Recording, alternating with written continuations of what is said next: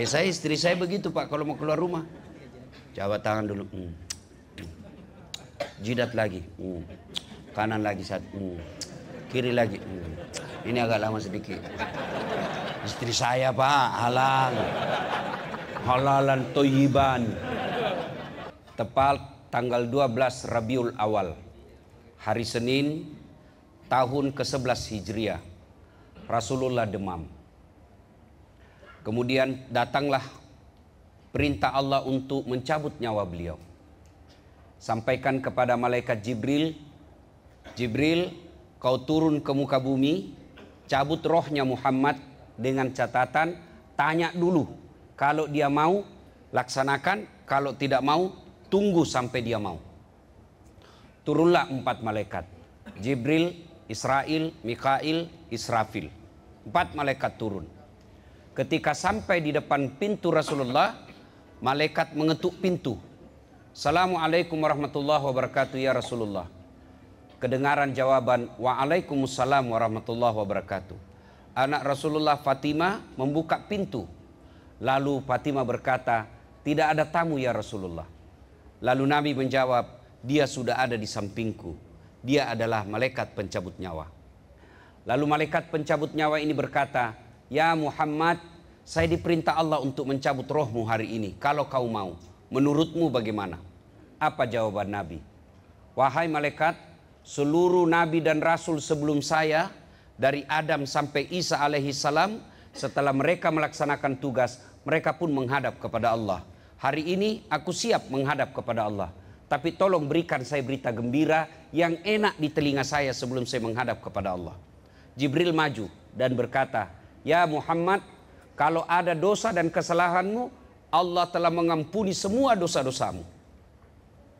Nabi berkata, alhamdulillah. Apalagi Jibril, ya Muhammad, seluruh malaikat yang pernah Allah ciptakan, antri berbaris menunggu harumnya rohmu. Alhamdulillah. Apalagi, ya Muhammad, seluruh nabi dan rasul, senior-senior kamu, haram masuk surga sebelum engkau lebih dulu masuk surga, meskipun engkau paling junior. Kata Nabi, alhamdulillah. Wahai Jibril, itu kan tentang saya. Saya tidak cemaskan soal diriku. Saya tidak ragu soal diriku. Yang aku cemaskan bagaimana umatku sepeninggalku nanti. Naiklah Jibril bertanya kepada Allah, lalu turun membawa berita gembira. Lalu apa kata Jibril? Ya Muhammad, meskipun engkau sudah tidak di tengah-tengah mereka, meskipun engkau sudah tidak ada di antara umatmu, selama umatmu berpegang kepada Quran dan Sunnah, jangan kau cemas, mereka akan selamat dunia sampai akhirat. Lalu Nabi tersenyum dan berkata, alhamdulillah, berita yang sangat menyenangkan. Laksanakan tugasmu. Jibril mundur ke belakang, malaikat pencabut nyawa maju. Lalu malaikat pencabut nyawa berkata, ya Muhammad, sebenarnya saya tidak mampu melakukan ini, tapi ini perintah Allah yang harus saya laksanakan. Silahkan laksanakan. Mulailah di rohnya Rasulullah meninggalkan badannya, meninggalkan ubun-ubunnya, meninggalkan kepala sampai ke tenggorokan.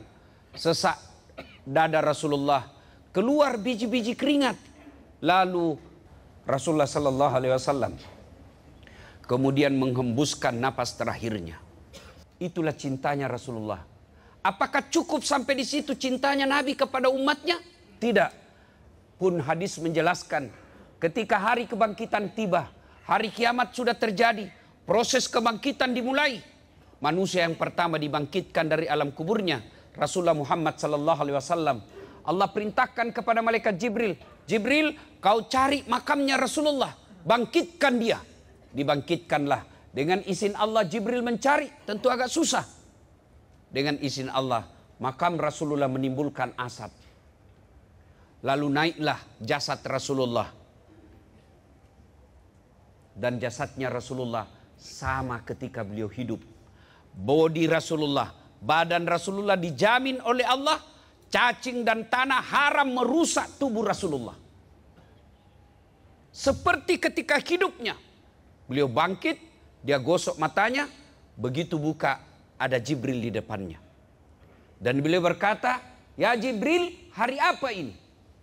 Jibril menjawab, ya Muhammad, ini adalah hari kebangkitan seperti yang Allah pernah janjikan kepadamu. Tuan-tuan yang saya hormati, siapa yang dicari Rasulullah pada hari itu?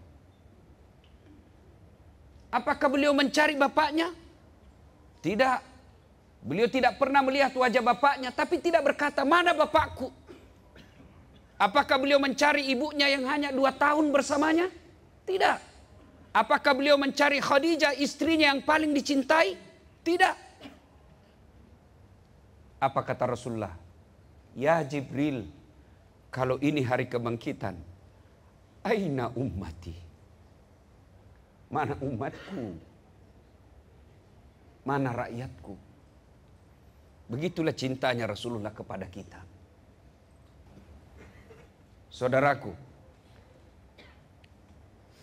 Nabi menyebut umat Islam yang bertemu dengan mereka, yang bertemu dengan Rasulullah, hidup dengan sesama Rasulullah, beliau menyebutnya sahabat.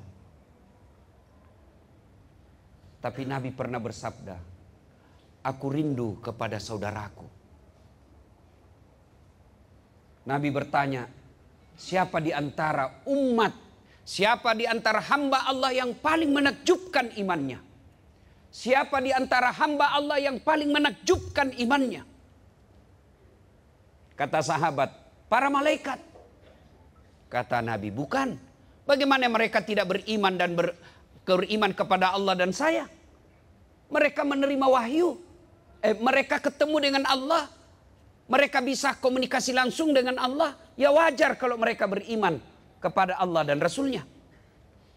Lalu sahabat berkata, Anda para nabi ya Rasul. Kata Nabi, bukan. Bagaimana kami tidak beriman kepada Allah? Kami menerima wahyu. Kami ketemu langsung dengan Jibril. Wajar beriman. Kalau begitu kami inilah sahabatmu ya Rasul. Nabi pun berkata, bukan kalian. Kenapa? Kalian ketemu dengan saya. Kalian melihat mujizat. Wajar kalau kalian beriman kepadaku. Lalu siapa yang menakjubkan? Dialah saudaraku, ikhwani. Dialah saudaraku. Siapa? Yang mereka beriman kepada aku. Walaupun hanya membaca buku. Yang mereka beriman kepada aku. Walaupun mereka hanya mendengar dari guru-guru mereka. Tapi mereka taat melaksanakan sunnah-sunnahku. Kitalah ini yang hadir di tempat ini. Mereka yang hidup sesama Nabi. Nabi menyebutnya sahabat. Tapi kita yang hanya mendengar kisah kehidupan Rasulullah. Nabi memanggil kita ikhwani, saudaraku. Maka ibu bapak saudara-saudara sekalian. Kalau Rasul mencintai kita dari hidup sampai akhir hayatnya. Maka aneh tentunya kalau kita tidak cinta kepada Rasulullah. Nah sekarang bagaimana cara mencintai Rasulullah? Satu, mencintai Rasulullah dengan majak menyebut namanya. Bagaimana cara menyebut namanya? Dengan cara bersalawat kepada Rasulullah Muhammad sallallahu alaihi wasallam. Tapi bersahadat saudaraku, ada adab dan etikanya. Ayat yang saya bacakan tadi awal ceramah, innallaha wa malaikatahu, Allah dan para malaikatnya. Allah perintah solat, Allah tidak solat. Allah perintah haji, Allah tidak menunaikan ibadah haji. Allah perintah puasa, Allah pun tidak menunaikan ibadah puasa. Tapi ketika Allah perintahkan kita bersalawat, innallaha wa malaikatahu, Allah dan para malaikatnya memuji dan bersalawat kepada Rasulullah Muhammad sallallahu alaihi wasallam. Maka Allah katakan, ya wahai orang-orang yang beriman, sallu alaihi wa sallimu taslima.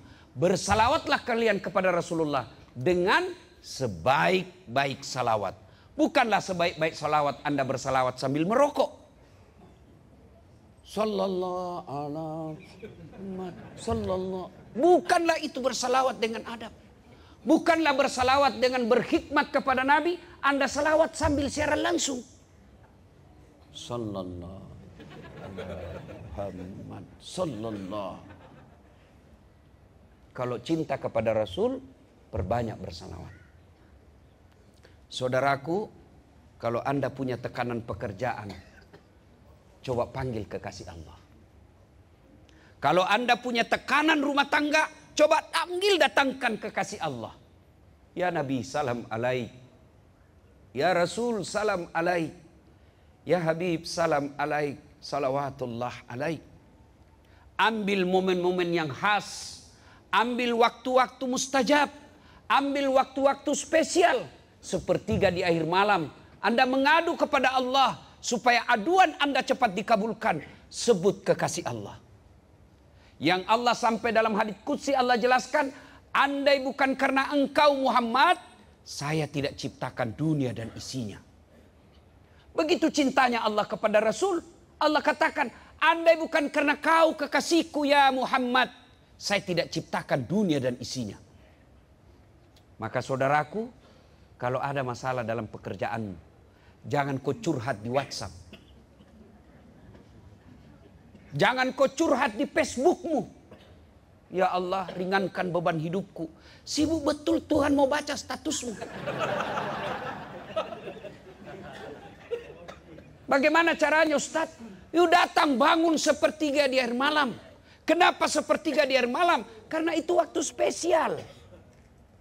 Tuan-tuan, kalau Anda influenza, ke dokter apa tidak? Enggak. Saya kalau influenza, saya enggak. Kenapa? Saya sudah tahu obatnya. Kenapa? Enggak darurat. Saya sakit kepala, saya enggak perlu ke dokter. Kenapa? Saya sudah tahu obatnya. Tapi ketika saya kanker, penyakit yang mematikan, tidak boleh. Saya harus kedatang spesialis. Kenapa? Darurat. Kalau masalahmu biasa-biasa saja, cukup mengadu dalam sholat 5 waktu. Tapi jika beban hidupmu sangat berat, masalahmu sangat berat, tidak cukup hanya dalam 5 waktu. Kau datang dokter spesial. Kau datang waktu-waktu spesial. Apa waktu spesial? Sepertiga di akhir malam. Kenapa nonton bola kita bangkit? Baru gagal juga kita masuk Piala Dunia. Iya. Sepak bola kita mampu bangun di gini hari. Mau nonton film kesenangan kita ngantri. Lalu kenapa ketika mau ketemu Allah kita tidak punya waktu spesial?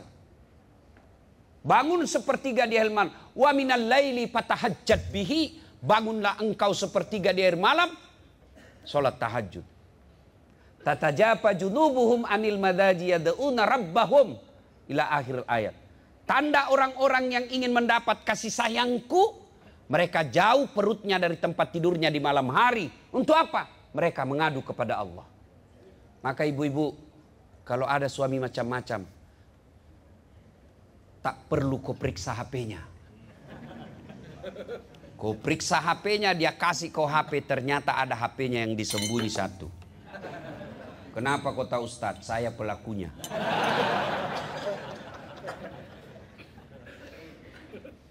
Tapi mengadu kepada Allah, zat yang membolak-balikkan hati, zat yang menjaga hati, minta kepada Allah. Kalau Allah yang melindungi suamimu, demi Allah, tak ada satupun perempuan yang mampu mengganggunya. Minta kepada Allah.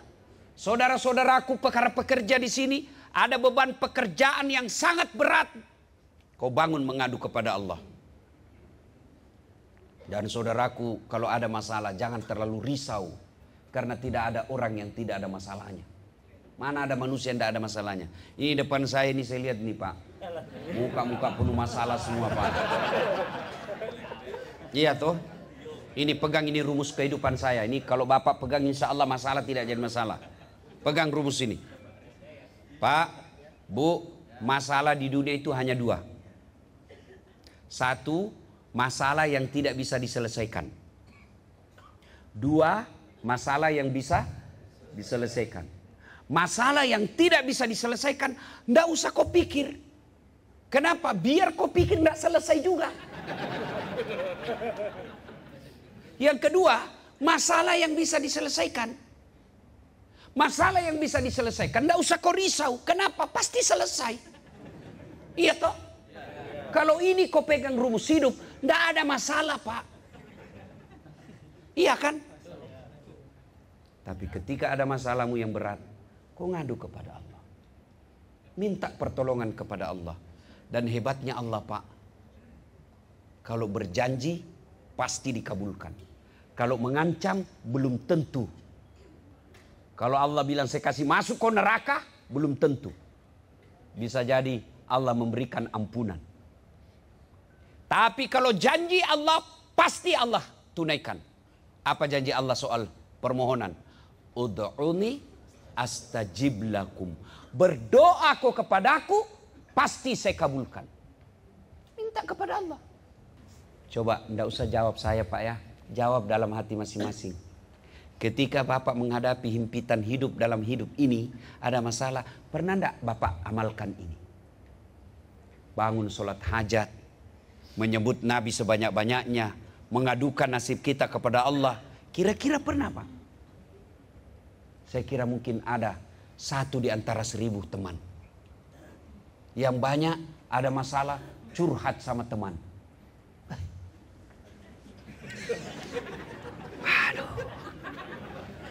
Waduh.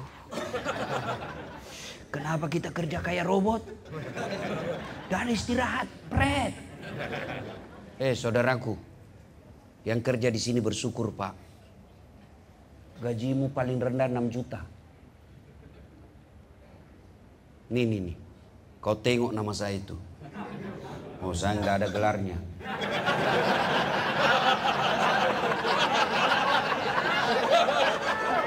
Tapi kau dengar tadi itu sebutnya MC, Doktor, Dasat Latif, SOS, Sarjana Sosial, SAG, Sarjana Agama, MSI, Master Science, PhD, Philosophy of Doctor, 2 S1, 2 doktor.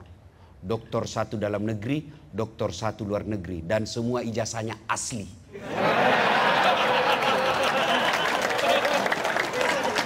Tidak ada hubungannya yang ribut di medsos ini. Iya kan? Bos, 5 saya punya ijazah. Tingkat sarjana sampai doktor. Saya sudah mengajar di Unhas sudah lebih 17 tahun. Sebagai ASN. Sama kita pekerja, Pak. Cuma Bapak pekerja Epson, saya pengguna Epson. Iya. Tapi berapa gajiku, Pak? Wallah, tidak cukup 5 juta. Keterlaluan kalau Bapak belum bersyukur. Tuh, dikasih seragam. Iya kan? Alhamdulillah, kasih makan. Dan bukan makanan 10.000, Pak. Bukan MBG, Pak. Iya toh. Maka bersyukur. Cara bersyukur, kau kerja dengan baik. Kenapa kalian tidak bekerja dengan baik? Karena kalian bekerja hanya karena cari gaji. Coba kalau kau bekerja cari amal. Orang Islam itu, Pak, kerja amal. Maka langkah kaki ibadah. Capek ibadah. Lembur ibadah. Caranya apa? Amalkan yang kedua tadi sunnah selawat. Yang kedua kalau cinta Rasul, amalkan sunnah Rasul. Apa sunnah Rasul kalau cari nafkah? Wudhu dulu. Bapak mau pergi kerja pasti mandi kan? Pasti mandi? Iya. Cuma bedanya ada mandi junub, Anda mandi biasa. Kalau sudah pensiun tidak ada lagi kayaknya mandi junub, Pak, ya. Nah, karena pasti mandi, tuntaskan mandimu, akhiri dengan wudhu. Ini kan perkara gampang. Tapi Allah katakan orang selalu ada wudhunya. Innallaha yuhibbut tawwabina. Saya cinta kepada hambaku yang selalu dalam keadaan suci. Kalau Allah cinta kepada kalian, bos, apapun yang kalian minta pasti Allah kasih. Maka wudhu. Supaya ibadah ini, kerja kita ini ibadah. Yang kedua, pakailah pakaian yang islami. Kalau Anda cowok, jangan pakai yang sempit bajunya, celananya. Kalau Anda cewek pakai jilbab, jangan sempit-sempit jilbabmu. Yang longgar-longgar. Pedel. Boleh, boleh. Itu olahraga. Yang tidak boleh kalau pakaiannya seksi. Olahraga lah dia. Senam di depan kantor. Bajunya sempit-sempit. Ibu-ibu di depan. Bapak-bapak di belakang. Bajunya lagi tuh perempuan warna kulit. 1, 2. Bapak-bapak di belakang. 3. Enggak sunnah itu olahragamu. Nah, supaya pekerjaan ini jadi ibadah, laksanakan sunnah. Wudhu dulu, pakaian yang islami. Sebelum keluar baca doa. Inna sholati wa nusuki wa mahyaya wa mamati lillahi rabbil alamin. Sudah itu menghadap menuju ke pintu, lalu sebelum keluar pintu baca doa. Bismillahi tawakkaltu la haula wala quwata illa billah. Sunnah kanan dulu meluar. Kalau nenek saya ajarkan ini namanya sugesti. Nenek saya ajarkan jangan kau keluar rumah dalam keadaan tunduk, lihatlah ke atas supaya Allah berikan kau cita-cita tertinggimu. Sudah keluar. Itu sunnah. Kalau cinta kepada Rasul amalkan ini. Tapi apa yang kita amalkan? Mau keluar rumah, anak kita, bye-bye. Iya, Dedi. Dedi ya. Goodbye, Dedi. Kenapa kau tidak bilang, Assalamualaikum ya Habibi. Ada istrimu cium tangannya, suami cium pipinya, istri cium cuk, cuk. Saya istri saya begitu Pak, kalau mau keluar rumah. Jabat tangan dulu. Jidat lagi. Kanan lagi satu. Kiri lagi. Ini agak lama sedikit. Istri saya Pak, halalan toyiban. Halal. Sudah itu dia usap dada saya lalu dia berkata, Ustadz ridhoi saya. Kalau begini, maka langkah kita jangan ke pahala. Dan orang ada wudhu, dia sudah doa, sudah tawakal, dia tutup auratnya, dan cari nafkah. Jihad. Itu jihad Pak. Jadi kalau Bapak mau berjihad, enggak usah ke Palestina, bikin repot. Bapak enggak tahu bahasa Arab. Gimana? Ya, kalau ada duit kirim. Yang merokok berhenti merokok. Ya. Yang suka produksi Yahudi berhenti. Ini ada baru-baru ternyata kita ditipu selama ini bertahun-tahun. Katanya air pegunungan. Ternyata air bor. Ya kan? Nah, sudah itu kalau semua itu sudah dilakukan, itu Bapak jihad cari nafkah. Lalu kata Nabi, kalau itu kau amalkan, langkah kaki kananmu 1 pahala. Langkah kaki kirimu gugur dosa kecil. Nah kalau Bapak dari Tangerang ke Bekasi sini Pak, berapa langkah kakimu itu Pak? Apalagi kalau sampai di tempat kerja keliling-keliling, berapa langkah kaki? Apalagi kalau Bapak melangkah begini. Masya Allah. Nah Bapak Ibu Saudara-saudara sekalian, karena waktu kita terhad, ini saja yang sempat kita Pak? Jangan juga acara pengajian kau menghindari pekerjaan. Tak boleh. Tak boleh begitu orang Islam. Dengar dakwah boleh. Dengar dakwah baik. Tapi menunaikan amanah itu juga kewajiban. Ya, saudaraku punya perusahaan ini orang Jepang. Jangan permalukan bangsa Indonesia.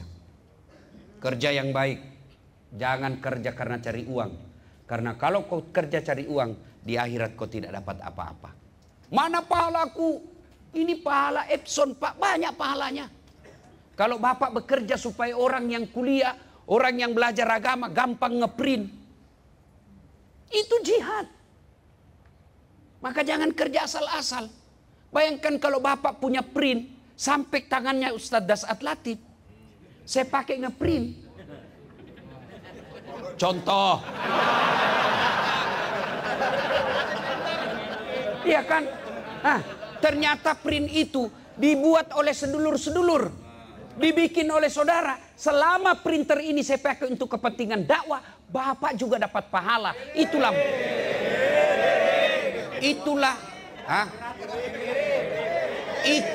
makna dari Fastabikul Khairat. Ya, kirim bagus. Kalau mau lebih praktis, nggak usah kirim. Saya nggak ada di sini sekarang. Bapak, Ibu, saudara-saudara sekalian, luruskan niat. Ya, luruskan niat. Jangan mempermalukan bangsa Indonesia. Ada lelang otak, Pak, di PBB. Lelang otak. Oh, Masya Allah. Otak Jerman, harganya, Pak, uang Indonesia 200 juta. Otak Jepang lebih mahal lagi, 500 juta. Otak Indonesia 1 miliar. Orang heran, kenapa mahal? Jarang dipakai. Masih original, Pak.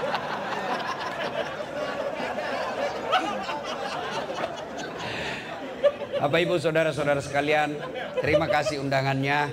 Saya berharap masih diundang juga di tempat ini. Insyaallah. Mudah-mudahan pekerjaan kita jadi amal.